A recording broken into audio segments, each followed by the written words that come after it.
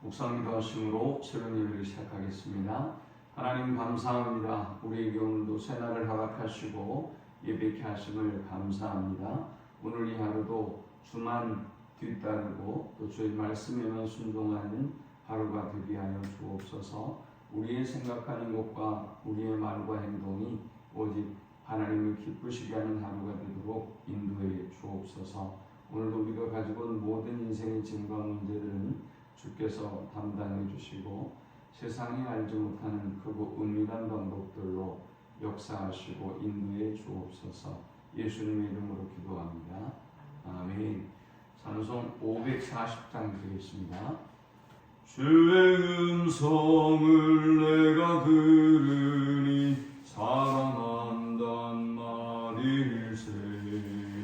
믿는 마음으로 주께 가오니 나를 영접하소서. 내가 매일 십자가 앞에 더 가까이 가오니 그새 주의 흘린 보배 피로써 나를 정케 하소서. 주여 넓으신 은혜 베푸사 나를 받아 주시고 나의 품은 뜻 주의 뜻같이 되게 하여 주소서. 내가 매일 십자가 앞에 더 가까이 가오니 그새 주의 흘린 보배 피로써 나를 정케 하소서.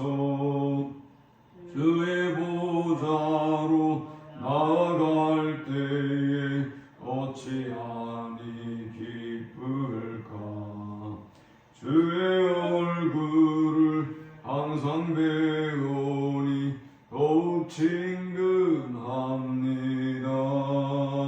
내가 매일 십자가 앞에 더 가까이 가오니 그새 주의 흘린 보배 피로써 나를 정케 하소서.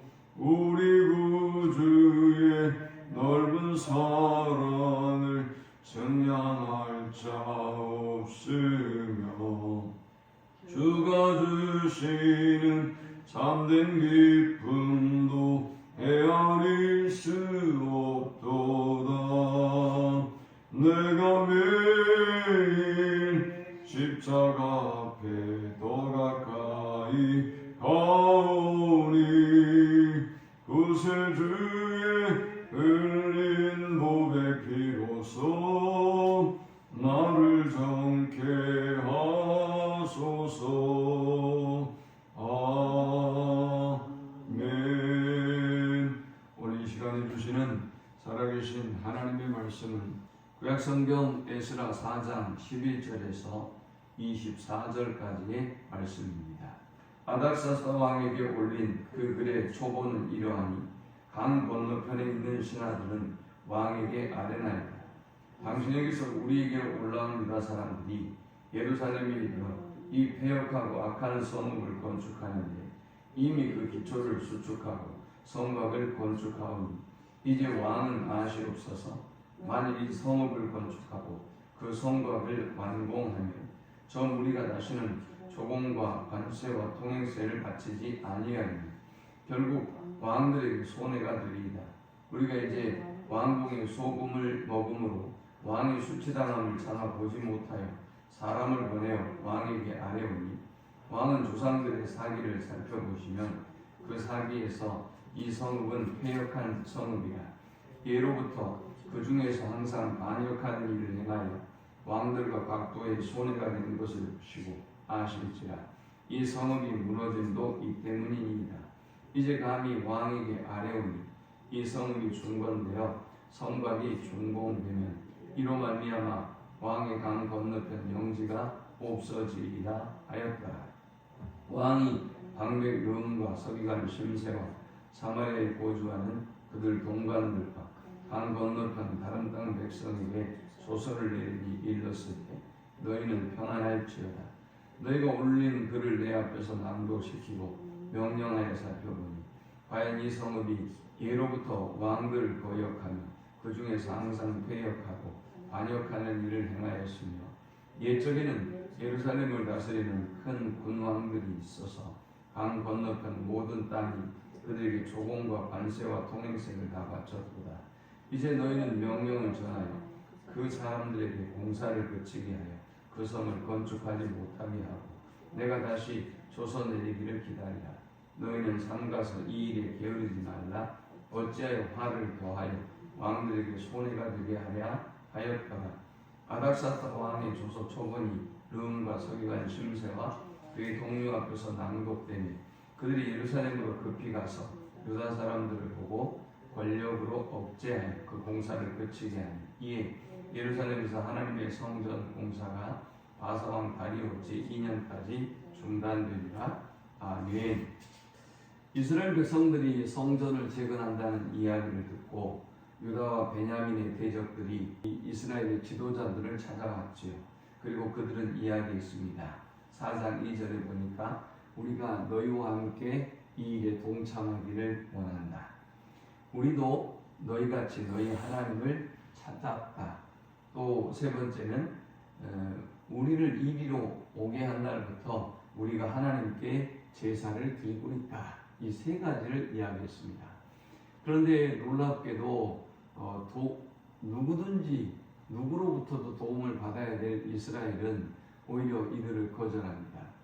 너희와 우리는 상관이 없다. 우리는 하나님의 전을 짓기 위하여 우리 홀로 이 일을 하겠다라고 주장했습니다. 그런데 그들의 정체는 이제 그때부터 드러나기 시작했죠. 4장 4절부터 대전환이 시작됩니다.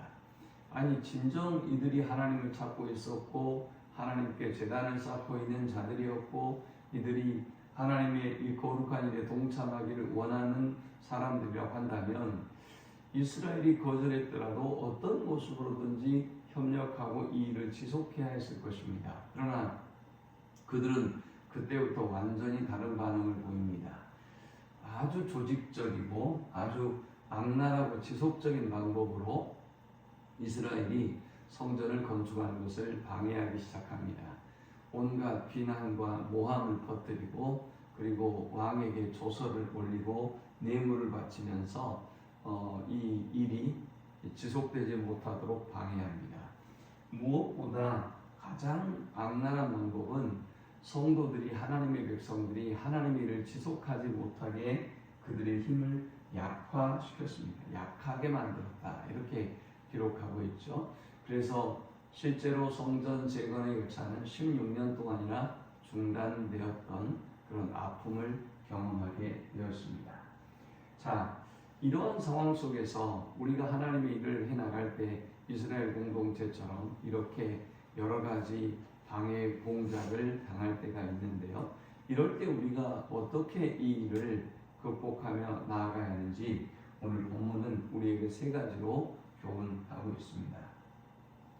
먼저 첫 번째는 하나님의 사람들은 거짓에 흔들리거나 미혹되지 않는다라는 것입니다.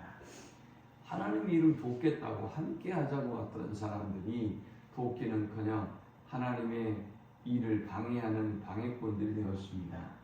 하나님의 일을 하지 못하도록 그들은 온갖 악랄한 거짓 소문들을 퍼뜨리기 시작합니다. 12절에 보니까 왕에게 아뢰나이다. 당신에게서 우리에게로 올라온 유다 사람들이 예루살렘에 이르러니 패역하고 악한 성읍을 건축하는데 이미 그 기초를 수축하고 성곽을 건축하오니 이제 왕은 나시옵소서. 만일 이 성읍을 건축하고 그 성곽을 완공하면 정 우리가 다시는 조공과 관세와 통행세를 바치지 아니하리니 결국 왕에게 손해가 되리이다. 그러면서 얘기하기를 저들이 아주 역사적으로 나쁜 사람들이었습니다. 역사의 기록을 찾아보십시오 라고 이야기하고 있어요. 자, 이스라엘 백성이 포로기한을 하고 지금 예루살렘에 돌아올 수 있었던 이유가 뭡니까? 페르시아의 포로 정책 때문이었어요. 페르시아는 어떤 포로 정책을 가지고 있느냐? 포로는 잡아서 가둬놓지 말고 고국에서 그냥 열심히 정복한 나라 고국에서 열심히 돈을 벌어서 세금만 바치면 된다라고 하는 것이 페르시아의 포로 정책이에요. 그런데 그래서 이들을 다시 되돌려 보내고 종교 산업을 회복하라고 보내놨더니 이들이 영모를 꾀하고 세금도 안 바친다? 그러면 페르시아의 포로 정책 자체가 실패하게 되는 것이죠. 그러니 이 대적자들은 어떻게 해야 페르시아 왕의 마음을 움직일지를 알았던 거예요. 그리고 이스라엘 백성의 마음을 움직일지 알았던 것이죠. 그래서 거짓으로 미혹해서 왕을 흔들어 놓습니다. 그리고 왕의 마음은 흔들려서 실제로 16년 동안이나 이 공사는 중단되었습니다. 여러분, 이렇게 세상의 사람들은, 마귀의 사람들은 거짓에 흔들리고 미혹되는 것입니다. 그러나 하나님의 사람들은 오직 거짓이 아니라 하나님의 말씀을 쫓는 삶을 살아야 될 줄 믿습니다. 우리가 이 본문을 통해 얻을 수 있는 두 번째의 영적 교훈은 하나님의 사람들은 거짓 여론보다 하나님의 말씀을 쫓아야 한다라는 것입니다. 이 아닥사스다 왕은 이렇게 안간한 상소를 올리고 거짓 모함을 하고 음모를 꾸밀 때에 이들의 말을 귀 기울여 듣습니다. 이들은 아주 다양한 방법, 지속적인 방법으로 이 일을 하지 못하도록 방해했던 것입니다. 요한복음 8장 44절에 보면 이렇게 말씀하고 있습니다. 너희는 너희 아비 마귀에게서 났으니 너희 아비의 욕심대로 너희도 행하고자 하느니라. 그는 처음부터 살인한 자요 진리가 그 속에 없으므로 진리에 서지 못하고 거짓을 말할 때마다 제 것으로 말하나니 이는 그가 거짓말쟁이요 거짓의 아비가 되었습니다. 내가 진리를 말함으로 너희가 나를 믿지 아니하는도다. 예수님은 진리를 선포하셨지만 사람들이 거짓에 사로잡혀서 예수님 말씀을 전혀 믿지 않았습니다. 예수님이 얼마나 외롭고도 고독하고 힘들었으면 예수님은 요한복음 8장 46절에서 이렇게 말씀합니다. 너희 중에 누가 나를 죄로 책잡겠느냐? 내가 진리를 말하는 대로 어찌하여 나를 믿지 아니하느냐? 하나님께 속한 자는 하나님의 말씀을 듣나니 너희가 듣지 아니함은 하나님께 속하지 아니하였음이로다. 예수님이 아무리 진리를 말씀하셔도 거짓의 여론에 사로잡혀 있었던 사람들은 예수님의 말씀을 믿지 않았습니다. 예수님이 어찌하여 내 말을 믿지 못하느냐라고 말씀하면서 하나님께 속한 사람이 하나님의 말씀을 듣고 믿는다. 하나님의 말씀을 듣고 믿지 아니하는 자는 하나님께 속한 자가 아니다라고 말씀했습니다. 자, 이렇듯 마귀는, 거짓의 아비는 아무리 진리를 이야기해도, 사실을 이야기해도 믿지 않게 만들고 믿지 못하게 만듭니다. 그래서 요즘 정치와 한국 사회를 지배하고 있는 거짓 메시지들이 얼마나 많아요. 인터넷이 발달하고 SNS가 발달하면서 사실보다 그냥 질러버리는 거죠. 그래서 아니면 말고 뭐 이렇게 하는 그런 방법들이 오늘 세상이 가득해요. 그래서 사람들이 얼마나 많은 피해를 보는지 모르죠. 이렇게 세상은 거짓을 쫓아요. 그럼에도 불구하고 하나님의 사람들은 거짓이나 여론보다 하나님의 말씀을 쫓습니다. 아닥사스다 왕은 하나님의 뜻이 무엇인가, 또 이 일을 원래 하게 했던 선왕의 이유는 무엇인가, 선왕이 왜 이 일을 하게 했는가, 이걸 알아보기보다는 여론과 민심에 의해서 하나님의 일을 중단시키고 맙니다. 자, 이 본문을 통해 우리가 얻을 수 있는 세 번째 영적 교훈은 때로는 거짓이 득세하고 악이 이기는 것처럼 보여도 하나님의 역사는 결코 막아설 수 없다라는 것입니다.